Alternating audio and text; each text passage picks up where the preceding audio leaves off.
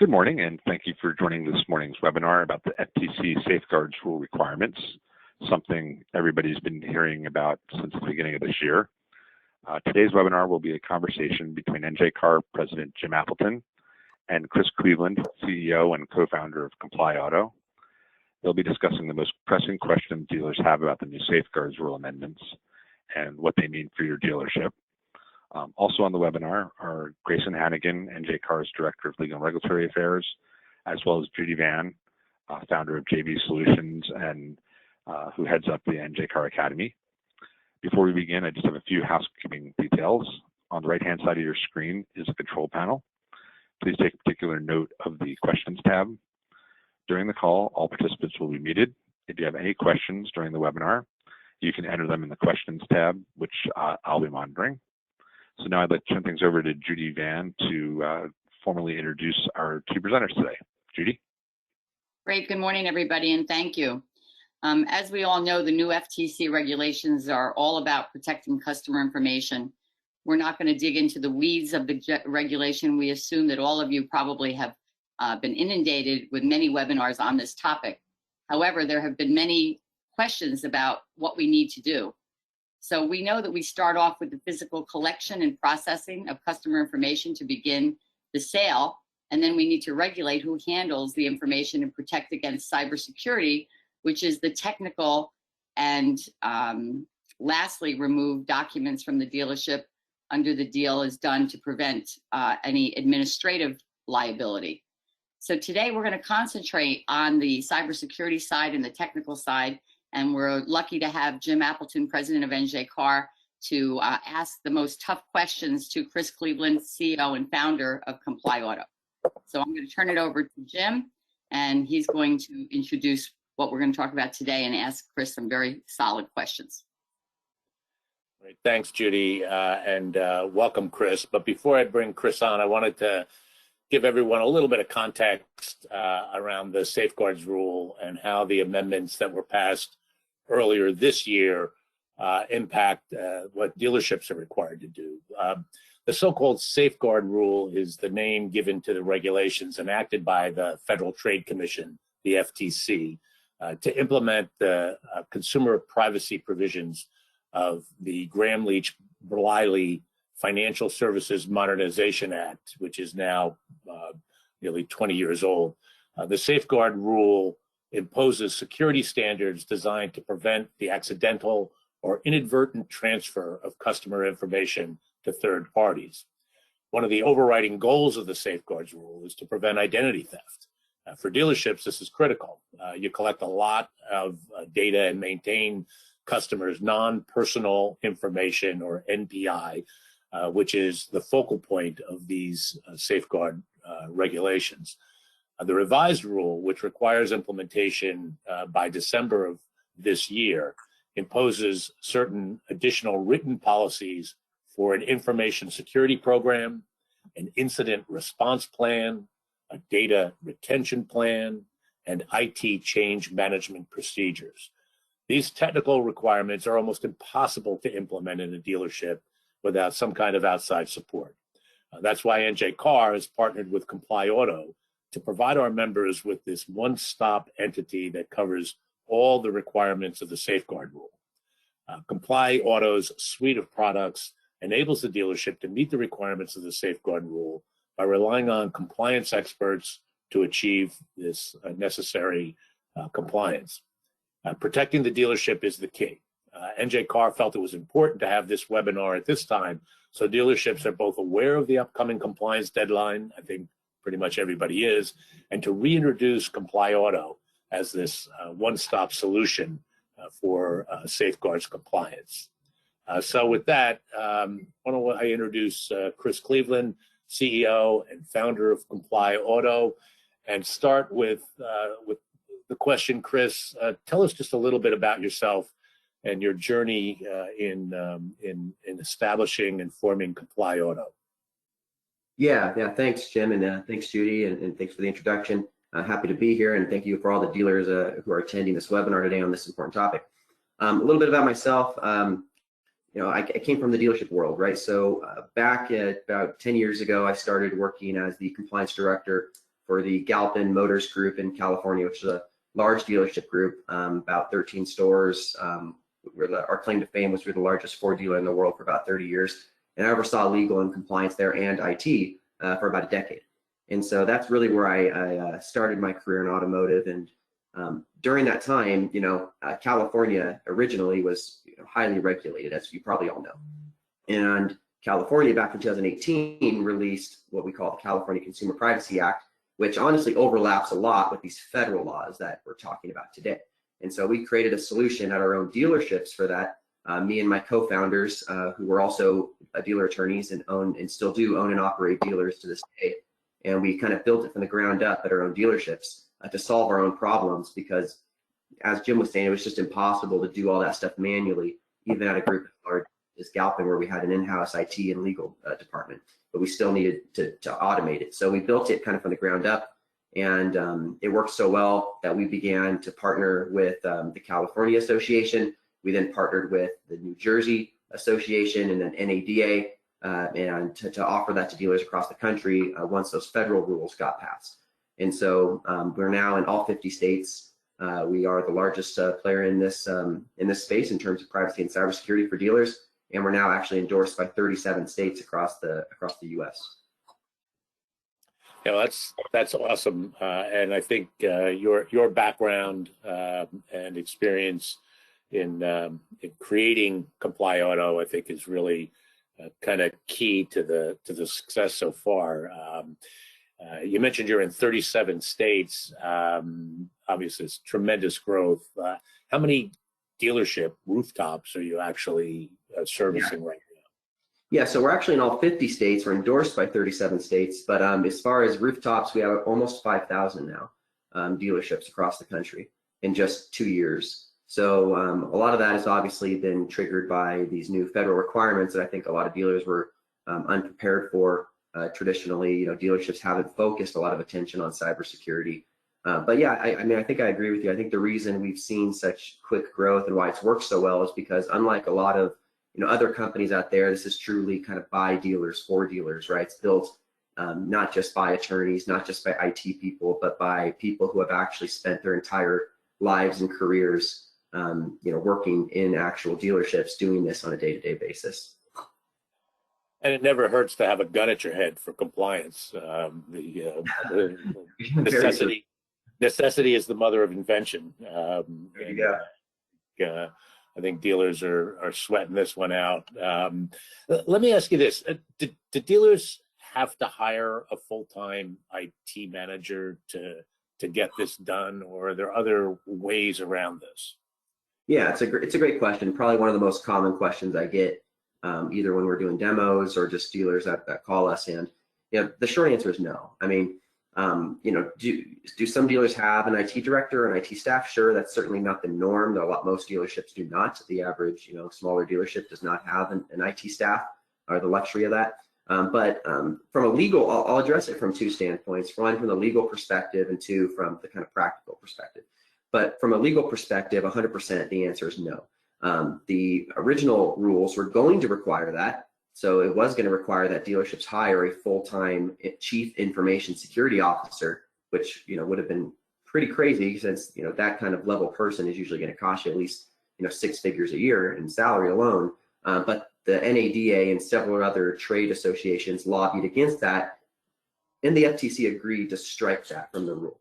So the FTC said, look, we're not going to require that everybody hire somebody to do this full time. We agree that's not reasonable for all businesses, except for maybe like Fortune 500 companies. And so the FTC dialed that back and said, you just have to designate someone at the dealership to oversee this, and then they can delegate that to companies like Comply Auto or like an outside IT company, or whoever it may be, even people internally, right? But there has to just be somebody overseeing it who's responsible at the dealership.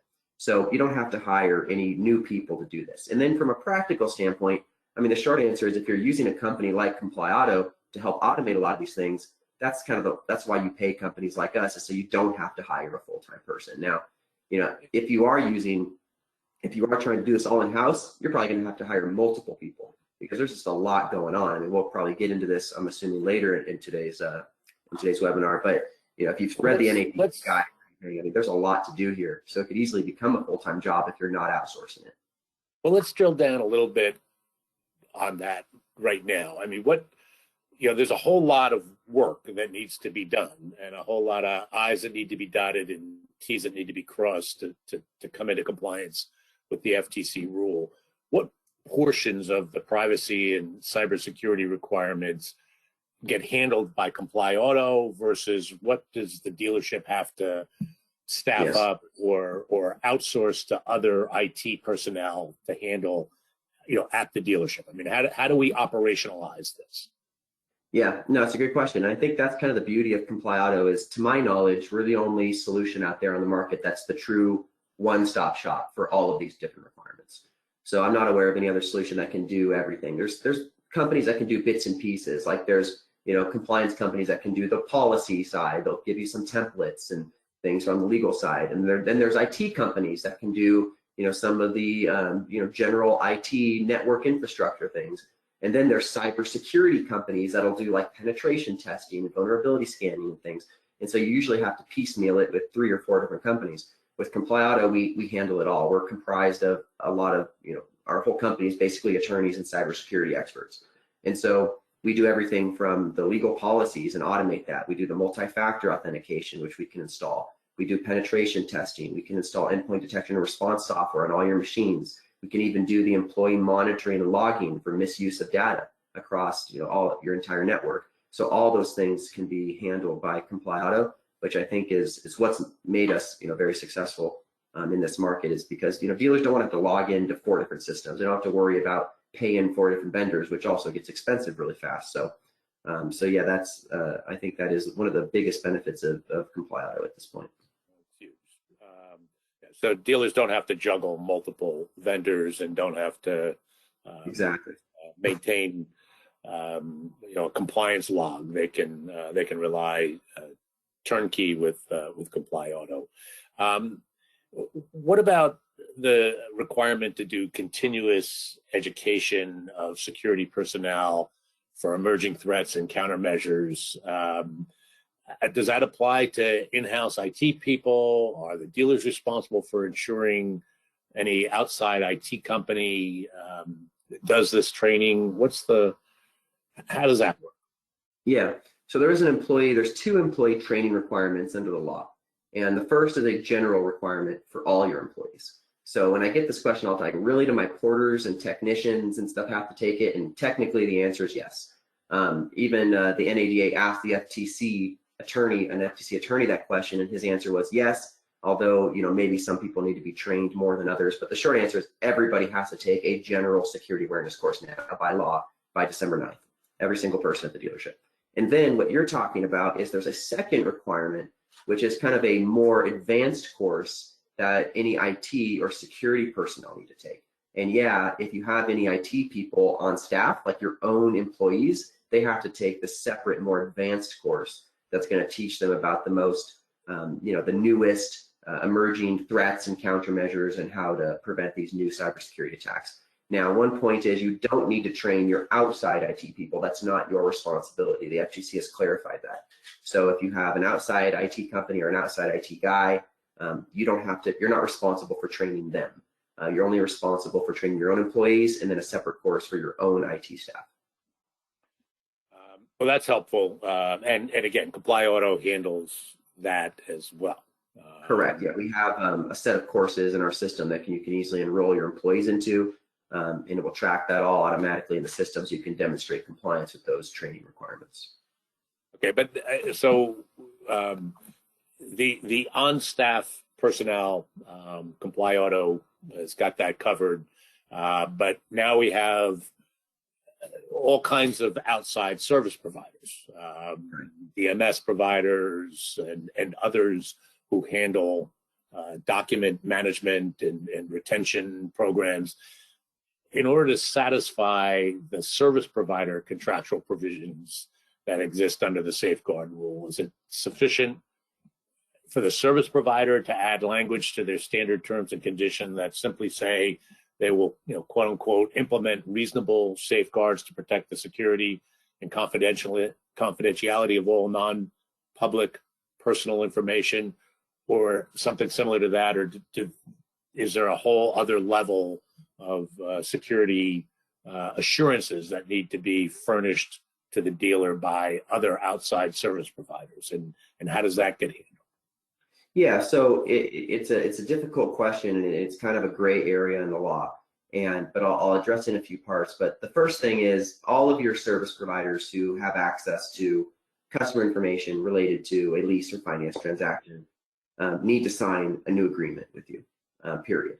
And by December 9th, or the FTC says shouldn't be using them anymore because it'll be negligent of you to continue using a vendor and allowing them to collect information if they're not willing to sign this agreement. And that's the agreement Jim is talking about.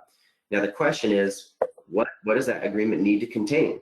Right now, obviously, my company, NADA, has come up with a template where we've worked hard to draft a set of contract that we think covers all the bases and puts the dealers in the best possible legal position.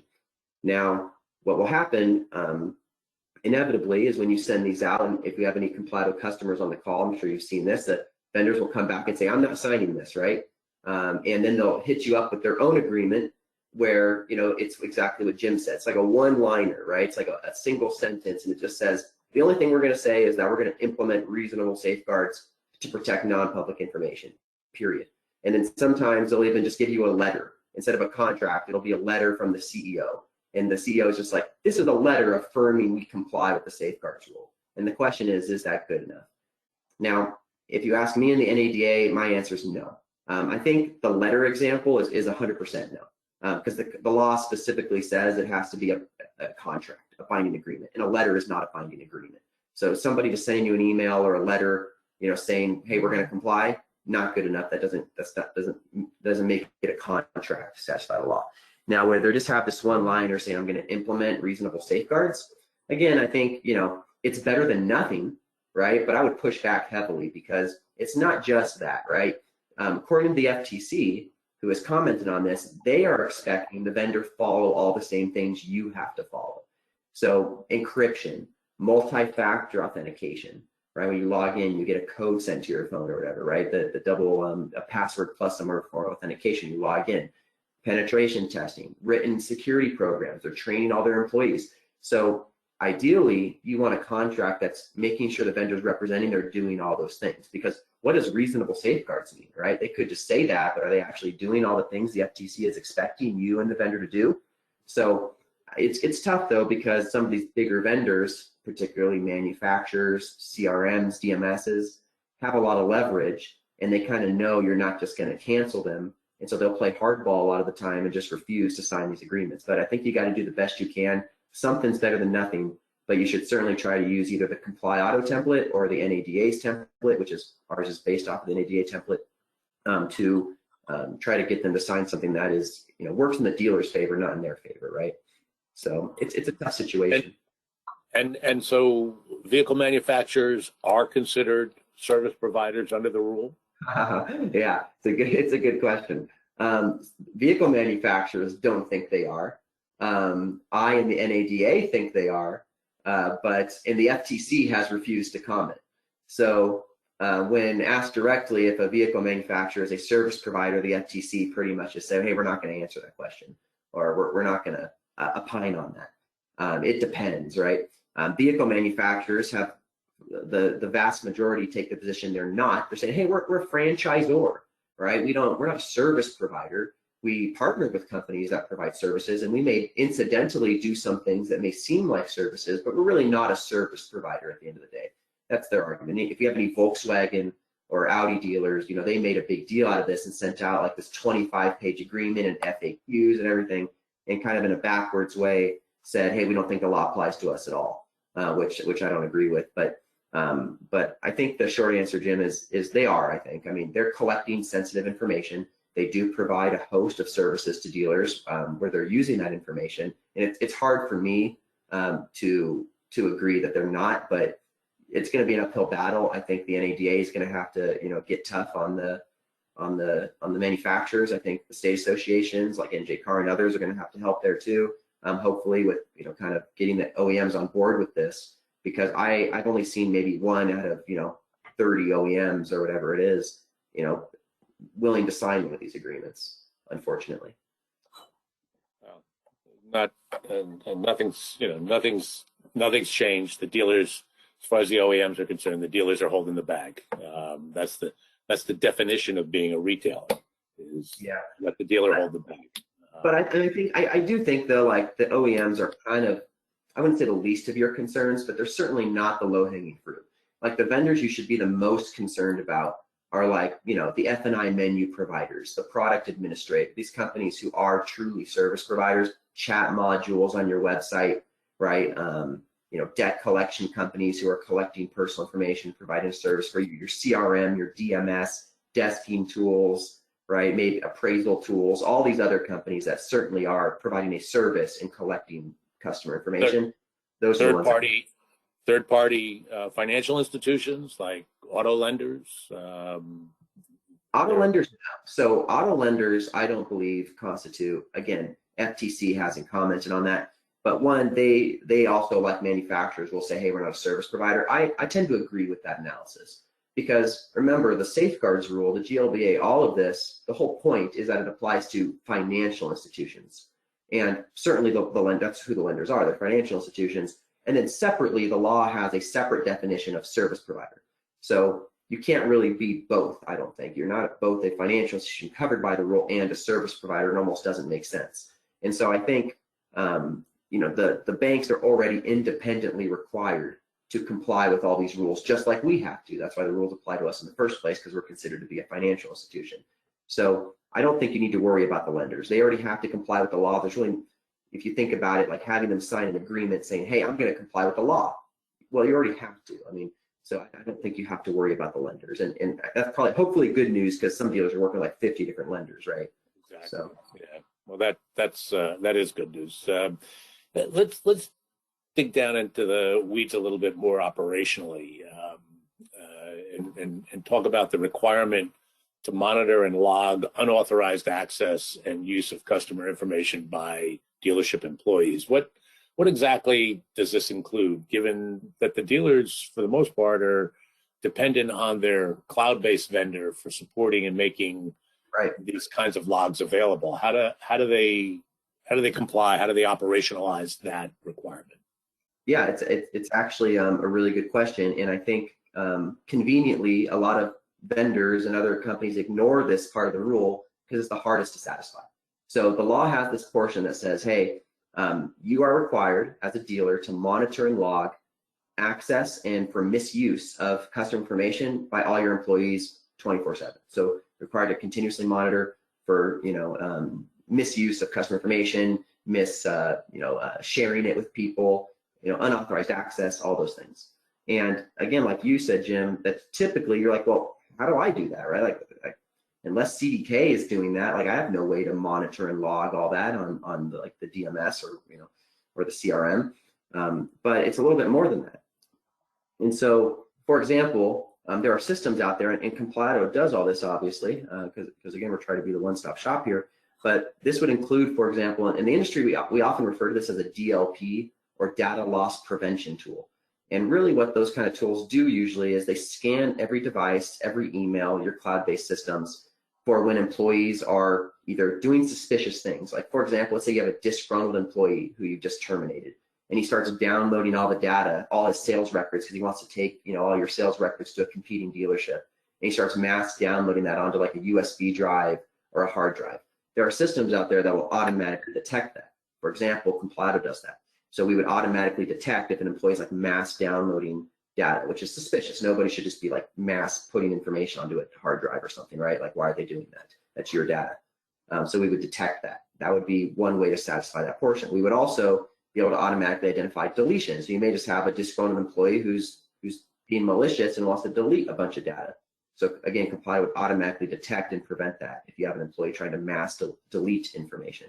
And then finally, it'll detect if somebody is misusing data by sending sensitive information to third parties who aren't internal. So maybe to, we've all seen in the news, nobody thinks this will ever happen to them, but we've all seen stories in the news of, dealerships where you got a manager or an F&I person or salesperson who's, selling credit applications or, sending socials to hackers, whatever it may be. In fact, I saw one yesterday that happened or not yesterday, last week, that happened in Illinois. It was in the news.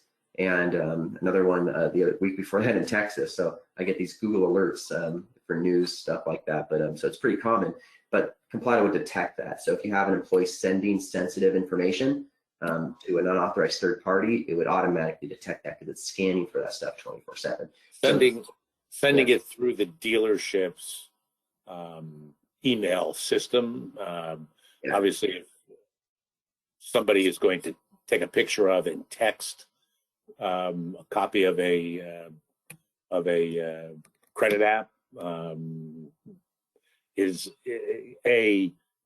your system can't detect that because it's the individual's phone isn't under surveillance, I guess. And B, the dealership may still have exposure as it relates to that, right? Oh yeah, I mean, I don't think there's any way you're ever going to mitigate that risk 100%, right? I mean, there's just no way to prevent somebody from physically either taking stuff surreptitiously or, like you said, using a personal phone, because for privacy and other reasons you can't just monitor somebody, put spyware on somebody's personal phone. But there's ways to mitigate that. I mean, I think you bring up a good point though. But also the fact that the dealer has implemented reasonable state-of-the-art protections gives the dealer defense. There we go. Sorry, somebody had their email up on the screen. Just want to make sure they noticed that. But yeah, no, 100%. I think that you just got to do the best you can when it comes to mitigating that risk. And I always tell people I take a three-pronged approach when it comes to employee phones. One is you have to make sure you have an electronic use policy in place. So everybody, when they're, when they go through HR or when they sign up with your dealership or on board, they're signing a policy that makes it clear they're not allowed to use their personal phone for work-related purposes and sending sensitive information via text. Two, make sure there's consequences if they do that. And three, make sure you give them the tools to send it via a secure alternative way, whether it be a CRM tool where they can send it via an encrypted format, or every text has to be done through the DMS or CRM. And there's other tools out there, like another one of the NJCAR sponsored vendors is DSGSS, Dealer Safeguard Solutions, which has a cool feature where you can automatically request like bank stiffs via an encrypted portal, and it automatically gets uploaded to that system as opposed to you using a cell phone. So giving them the alternative tools like Dealer Safeguard Solutions is another good option. Great. What about penetration testing and the requirement there? What does that cover? Does it include phishing and social engineering testing on the human side, or is it only technical elements like password cracking and the like? Yeah, great question. And I'm sure the reason you're asking that is because that's a common misconception, right? A lot of dealers think penetration testing is one or the other. The FTC has clarified it's both. It's testing both your network susceptibility to hacks from a technical perspective. So that would include like what you're talking about, like password cracking, ransomware attacks, malware injections, cross-site scripting, all sorts of these technical attacks that hackers will use to compromise, to compromise a system. And then on the human side, it would include testing your employees' susceptibility to the more human attacks like phishing, right? Social engineering, which actually is the majority of the attacks. According to studies by Verizon, I think CDK did one. It's always the analysis is always it's 90+% of attacks are caused by phishing, which is you get this suspicious email, somebody thinks it's legitimate, clicks on it, and it either they manipulate the person into providing them information, or it takes them to a bad website where it downloads malware or ransomware or whatever it may be. And so penetration testing from a legal perspective under the safeguards rule has to include both.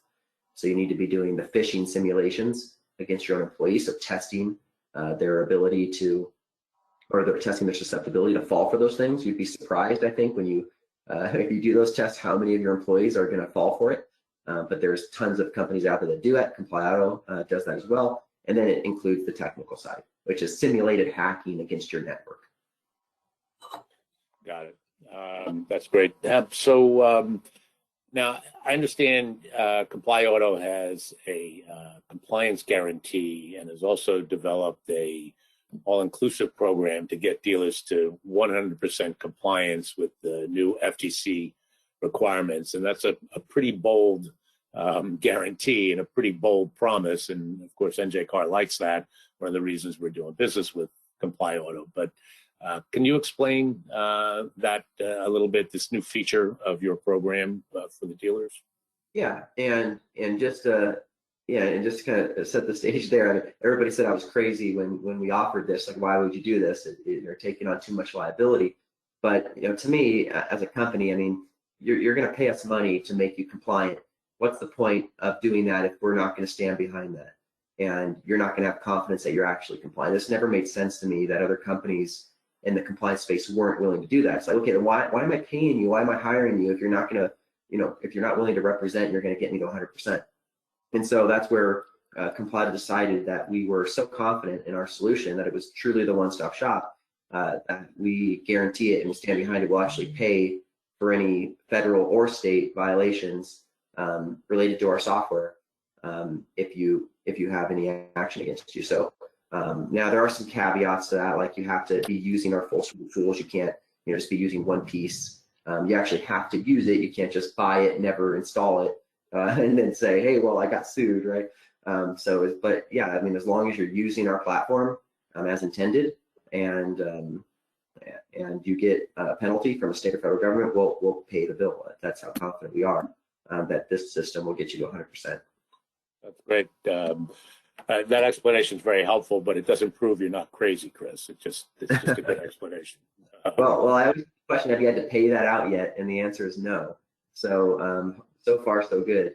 And anecdotally, I'll say, I know this doesn't apply to New Jersey necessarily, but in California, where the law has been around for 4 years already, a lot of the same things, the AG did a whole sweep of enforcement action against dealers. Dealers were #1 on their list of enforcement. And at that time, we represented about half of all dealers in the state, and it wasn't one of our dealers that got sued. That's great. Well, I'd like to open things up to questions from the group now, but before I do that, just Chris, is there anything else we should have covered that we haven't at this point? No, I think the only thing I'd say is if you are one of the dealers on this call who hasn't started yet, you are in dangerous territory. So, I mean, a lot of dealers started back in January, February. Remember, these rules were announced back in October of last year. And so the FTC has given you more than a year to get ready. And I think, a lot of dealers used that year. So if you're now here in September and you're just kind of like, thinking about getting started, now is the time. Because I don't want to make it seem like you purchase our software and it's done overnight. It depends on where you're at. If you are a dealer who traditionally has not focused a lot of attention on these things, it could be, it's going to take you at least a month to get compliant, at least. And that's assuming you make it a top priority, but we all know you got other stuff going on. You got to still sell and service cars, right? So I would just kind of, whether it's, and I'm not doing this as a sales pitch. I don't, even if you don't go with Comply Auto, now is the time to start getting compliant. Good advice. All right, good. Let's open it up to the floor for questions. Brian, do we have any questions? Any hand raisers out there? I think you're on mute, Brian. Thank you. Sorry about that. You think I'd have that down to a science by now? Yes, we did have a few questions that were submitted with the registrations, and we've got a couple that have come in from people on the call now. If anyone on the call has any questions, please pose them in the questions tab. We'll get to those once we cover the early ones. Some of these questions may have already been covered in the presentation, but I think this topic obviously is so important that the answers are worth repeating. Maybe not as in depth as you did during the presentation, Chris or Jim, but I'll approach them here. Can an offsite IT person handle all of this? Probably not, is my answer. I mean, because remember, there's kind of 3 sides to this rule. There's kind of the IT side, which I'm sure they can handle, So, things like, encrypting your hard drives. I mean, any good IT person will be able to do that for you. Install multi-factor authentication. Again, I'm sure they can do that. But there are certain things they probably don't have the expertise to do. And that's going to be more on the legal side. So most IT companies are not going to be able to draft your legal policies, nor do I think you want them drafting your legal policies. So that would be like one area, right? And there's 4 different sets of policies you have to have in the law. It's a big part of it. Another one is like doing your internal risk assessments. Again, that's more of a legal process where you're formally documenting things. The risks you have, how you're mitigating them, and then updating the policies based on that.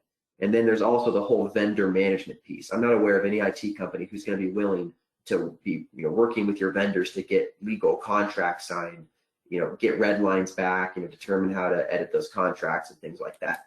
So while an IT company may be good for, a certain portion of the rule, certainly I haven't yet seen an IT company that's capable of handling all of the regulations. Okay, thank you, Chris. This one is actually either for Chris or Judy. Is there a complete dealership checklist of all safeguard requirements? And tangent to that, is there a template for dealers to use as a guide for the new regulations?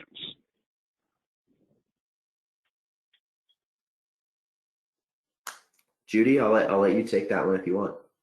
Okay, so we know that the risk assessment that's built into Comply Auto is a very comprehensive list of what needs to be done. So if you're using the Comply Auto platform, you're going to have that. If you're not using that, we did release a guide that Comply Auto wrote for NJCAR back when we did the original webinar. So if anybody has not received that, we can certainly send that out to you as part of this webinar. But that has the sample policies and has what you need to do. But based on what Chris covered in this, if you were going to do this manually, it would probably be pretty heavy lifting, and you definitely wouldn't be done by December. And those elements actually were due back in January. So we could certainly help you with the manual side, but if you're doing the Comply Auto side, you've pretty much got it covered. And then of course there's also the NADA manual out there, which myself and the NADA attorneys also drafted. So you'll see there's a lot of similarities between the NJCAR manual and the NADA manual. The NJCAR manual actually came out first, but we also have there's also that NADA guide out there that has templates and everything, but they're going to be identical to what you see in the NJCAR one, because they were written by yours truly, Chris Cleveland. But yeah, so there are ways to get certain templates out there and things like that that'll help you on the legal side. But yeah, as Judy said, there's still a lot of the more technical elements that you're gonna have to implement. Okay, well, this next question will give Chris a chance to toot his own horn again. There are multiple businesses coming out with compliance programs in the short term. How does a dealership select the best? Yeah, well, I'm obviously biased on this question, but there's a ton of vendors out there that have come out of the woodworks and offering a safeguard solution, right? I mean, it's a lot of people capitalizing off of the new rule. Some good ones, some not so great ones. Again, I'm biased, of course, but to my knowledge, Comply Auto is the true kind of one-stop shop where we can do both the legal, IT, and the cyber side, which is a big benefit. There's also a reason we've been endorsed by the NADA in 37 other states. But yeah, I mean, I think what you want to look for is you want to make sure whoever you're choosing, whether it be us or another company, is making sure that one, they have legal expertise, because if they don't, a lot of the times some of these rules can be misinterpreted and you get bad guidance. For example, there's a lot of vendors out there that don't understand the difference between quote unquote continuous monitoring and a penetration test and vulnerability scan, and they'll say, oh, well, you can install this piece of software and not have to do the others, when that's not really legally true. There's a lot of misinformation going on out there. So whoever you choose, make sure they have both the legal and the cybersecurity expertise. There's also a little quiz that we put on our website. So if you go to complyauto.com under resources, I think it's called like GLBA quiz or something like that. But it's kind of a little assessment you can use to determine if the vendor that you're looking at can actually do 100% of the rules. So you might want to use that as well. And then use the NADA guide or the NJCAR guide and make sure that they can actually satisfy all those things laid out in that guide. because there's people out there that, I mean, I've seen a lot of them saying, hey, we can offer you a safeguard solution. Then you'll find out it's just policies, some templates, right? My apologies, I forgot to turn my phone off. But they'll just be policies and templates, but they're not handling any of the cybersecurity stuff. So just got to be careful that you're using a company that's not just trying to capitalize off of the new regulations, but they actually know what they're doing. And then the last prior submitted question before we get to the ones from the people on the call. This one's for Judy. Her and I spoke about this before we started the webinar a little bit. The dealership is looking for the cost of new safeguard rules. They're currently working with CDK, I guess, on this. So Judy, do you want to take that? Can you clarify the costs? I know we talked a little bit about that, but we know that you're going to have a lot of different costs involved in implementing the program. And I think that the first cost that everybody's really concerned about when I'm listening to demos and when I'm on with dealers is the internal cost of thinking that they have to hire somebody specifically to do this. And then if you go back to the NADA portion, they always, in the beginning, they said every dealer would have to spend upwards of $274,000 per rooftop to implement all of these things. And I think that covered a lot of what Chris talked about earlier, of hiring an independent person internally. There's always somebody internally that can handle this, because if you're using a platform like Comply Auto, you've certainly got the Comply Auto cost, but it's going to build in everything that you need to handle these elements. So you're going to have personnel in the dealership that could handle the HR portion of getting your employees enrolled. You're going to have possibly your IT person who can work with the risk assessment on the IT side. So your internal costs really can be built as one platform. And I'm going to kind of defer to Chris a little bit, because Chris, your new program that you're going to be rolling out, I guess the second part, can you just reiterate a little bit more on that and how that is competitive to the other platforms that are out there? Yeah. So I think, Judy, what you're probably referring to is Comply Auto basically has two pieces. Like, we handle kind of all of the upfront legal, administrative stuff. Some of the more, static requirements, I would call them, like you got to do, you have to have policies in place, all the vendor stuff, the risk assessments, the penetration testing, which is an annual thing, right? The vulnerability scans, biannual. So kind of those things that are kind of just, you set it and forget it. And then there's kind of the more 24/7 type of items that are just like we were talking about, the employee monitoring and logging, the multi-factor authentication, where every day when your employee logs in, you have to require by law now, by December 9th, that they enter both a password plus they get like a code to their phone. And then there's the 24/7 monitoring for threats like ransomware, what we call endpoint detection and response software on the machines, and then encryption, where you got to make sure your drives are encrypted, all those kind of things. And that's kind of the second piece. And that is, Comply Auto charges on a per user basis for that, because it depends on how many users you have. It gets installed on every single person's computer. And yeah, I think, we have a pretty competitive price there, just by virtue of our scale being in almost 5,000 dealers. We can offer that at a kind of volume discount that a lot of vendors cannot. So, our pricing is public, it's on our website. But yeah, if you look at like what Comply is charging for that, if you're a multi-rooftop group, $7 a month per user, and that includes MFA, the real-time monitoring, the encryption, and the EDR. You're usually paying 13 to 20 just for EDR. And so it's hard to compete with that pricing from that standpoint. But again, our goal, is not to make money off of this. I know it sounds corny, but we're truly trying to be like the buy dealers for dealer solution.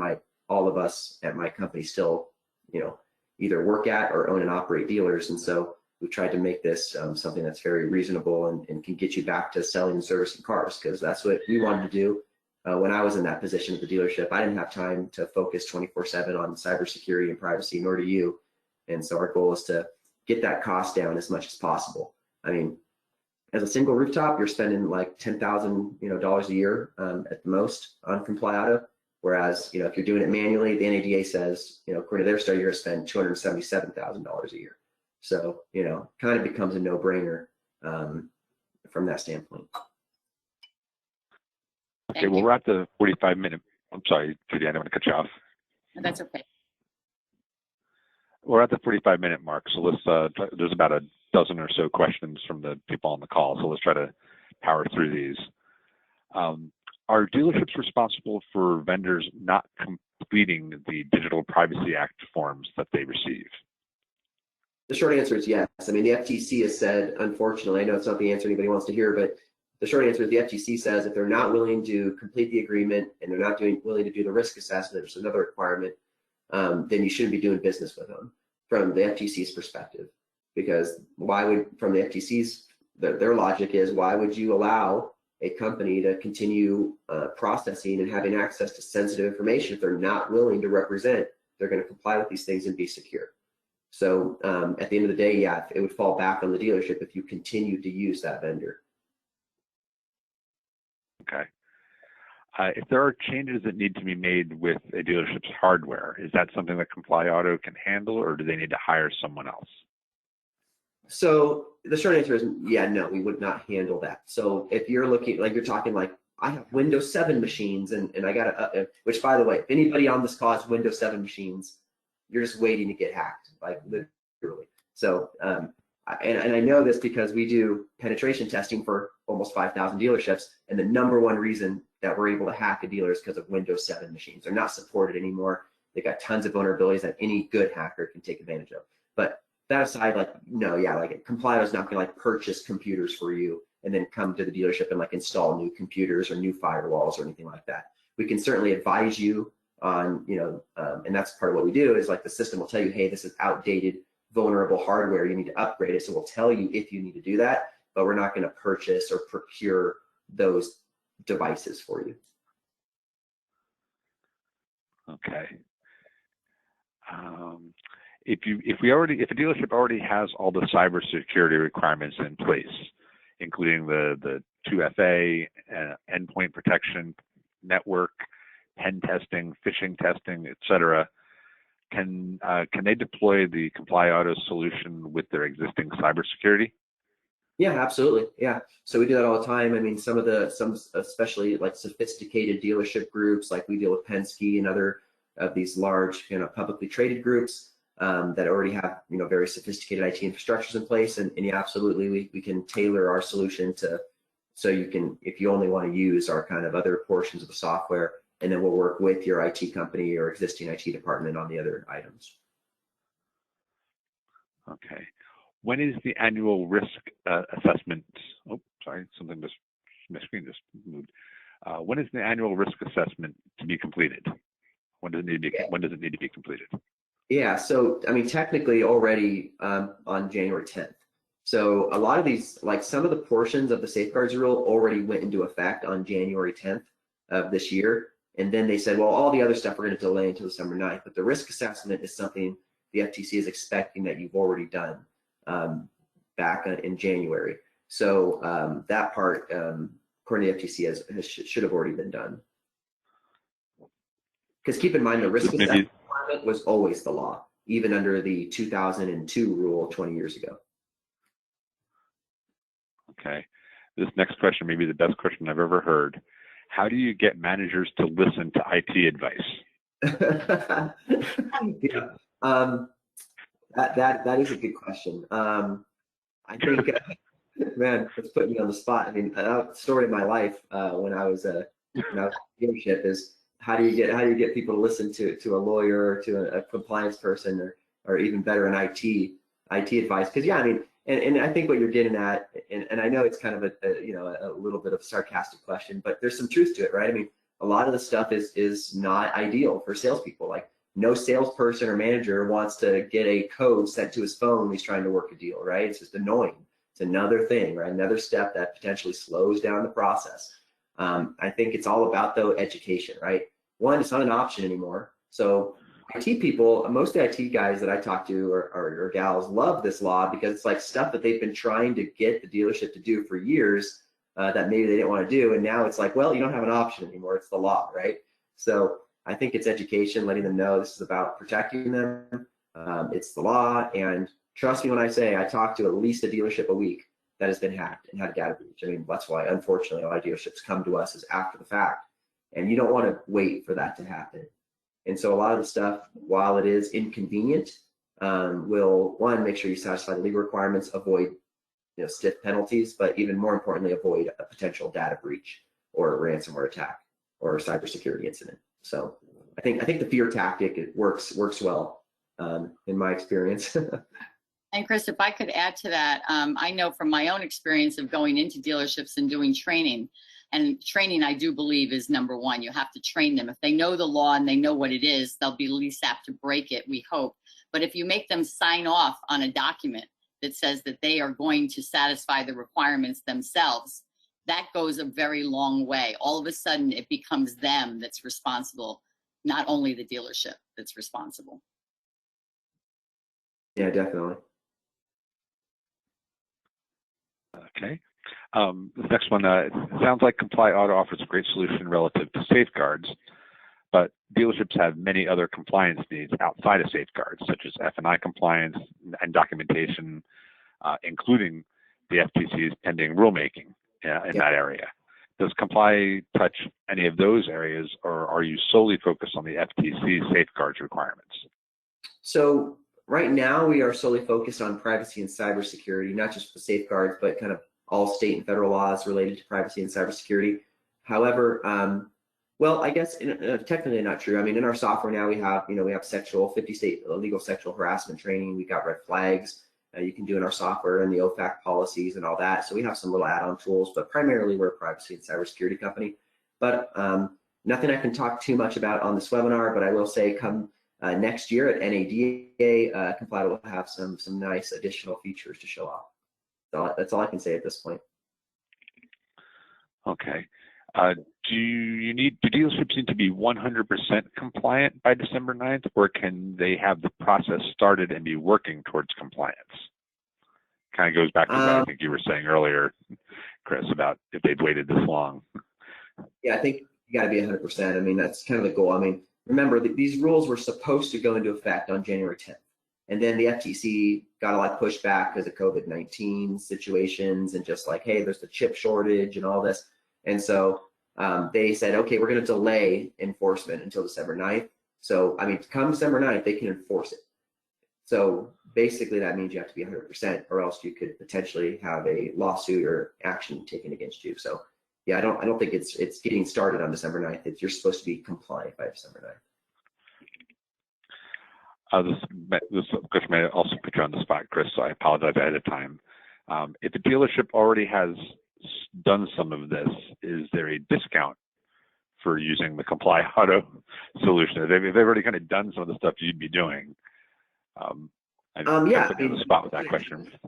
Yeah, short answer is yes. So like in the event like you're already doing like a lot of the IT stuff, I mean, we have separate packages for that. So it wouldn't necessarily be a discount. It would just be you wouldn't purchase our full suite of tools.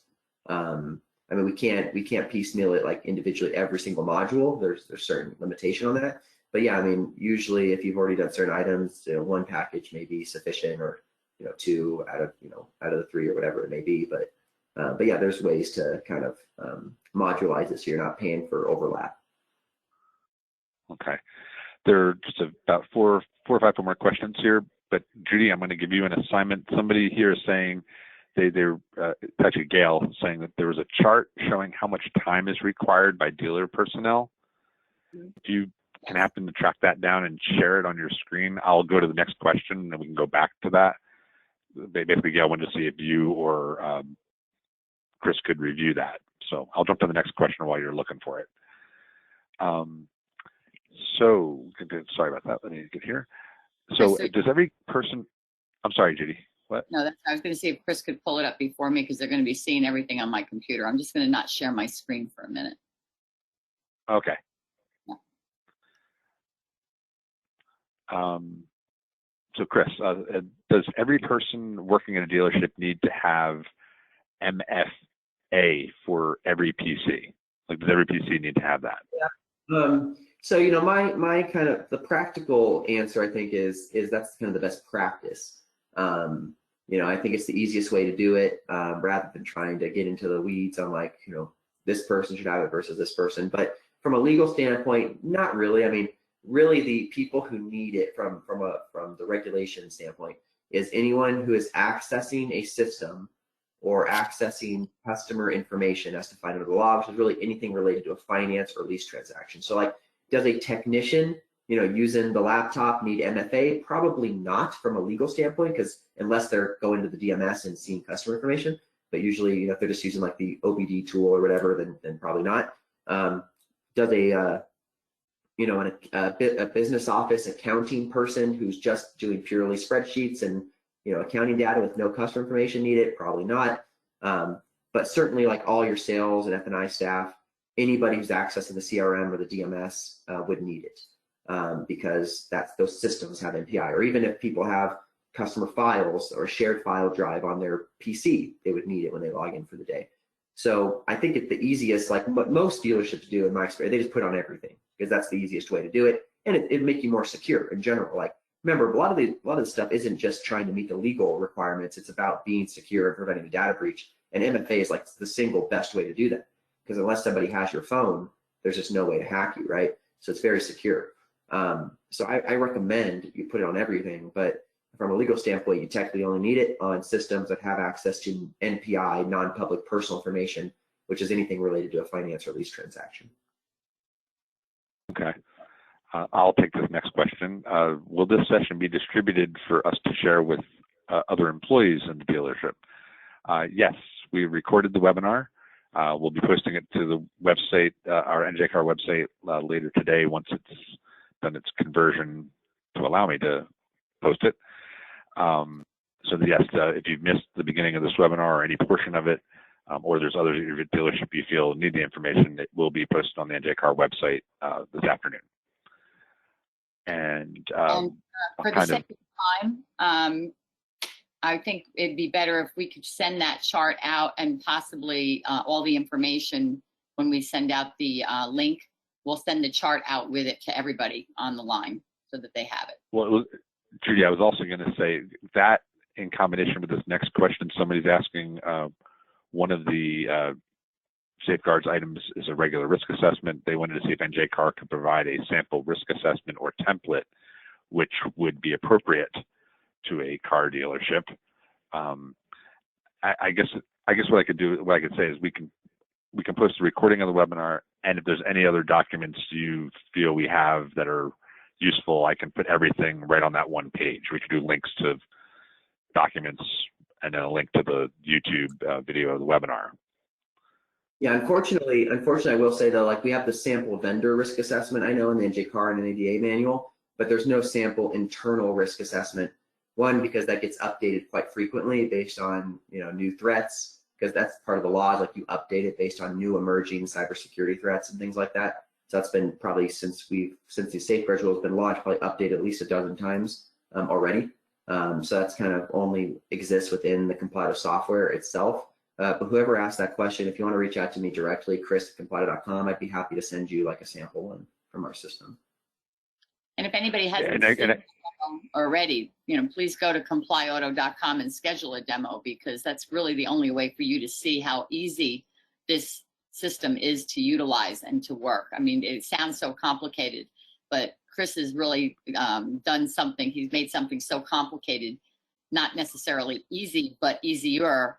And once you see how it works, I think you'll realize that you need this program to help you maneuver through these difficult tasks.